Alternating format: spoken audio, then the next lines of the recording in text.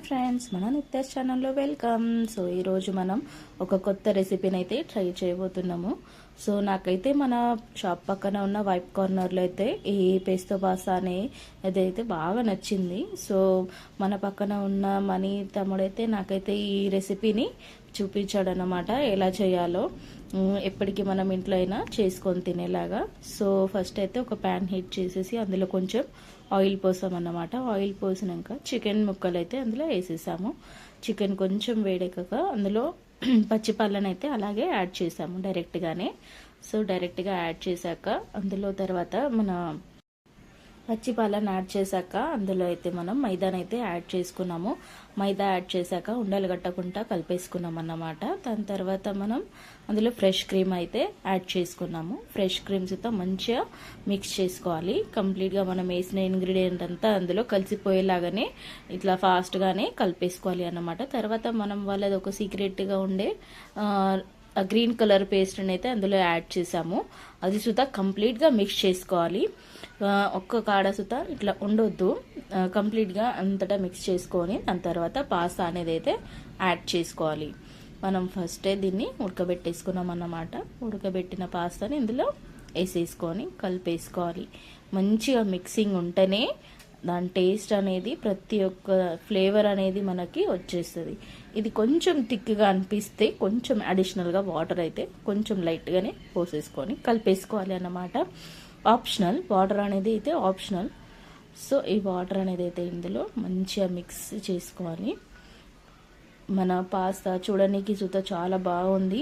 So తింటే చూత చాలా బాగానే ఉంటుంది. నాకు నచ్చింది కాబట్టి ఈ రెసిపీని అయితే నేనైతే ట్రై చేశాను. ఇందులో ఈ కన్సిస్టెన్సీలో మనం వచ్చినాక కొంచెం సాల్ట్, బ్లాక్ పెప్పర్ మంచిగా కలిపేసుకోవాలి అన్నమాట.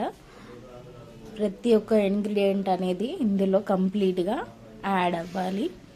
సో ఇదైతే రెడ్ చిల్లీ ఫ్లేక్స్ అయితే వేసేసుకున్నాం అన్నమాట. మనం మంచిగా ఇది బ్లాక్ పెప్పర్ సుతా యాడ్ చేసుకొని మిక్స్ చేసుకోవాలి.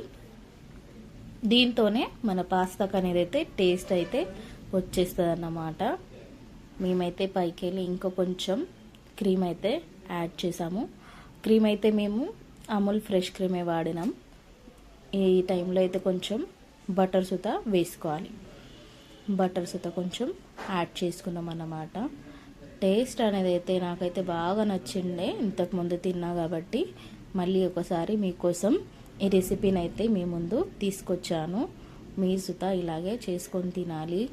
ఒకవేళ మీకు కుదరకపోతే మన వైప్ కార్నర్లకు వచ్చి మీరు ట్రై చేసుకోవచ్చు.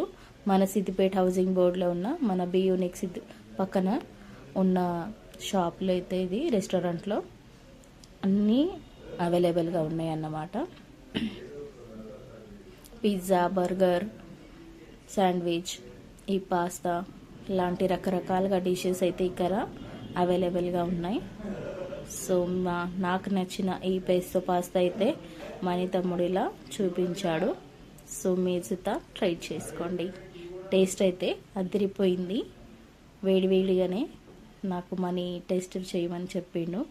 ఈ ఫ్లేవర్ అనేది అయితే మంచిగా కలిపితేనే మిక్స్ చేస్తేనే ఇందులో ప్రతి ఒక్కటి ఫ్లేవర్ అయితే వచ్చేస్తుంది కాబట్టి మనీ చెప్తా ఉన్నాడు.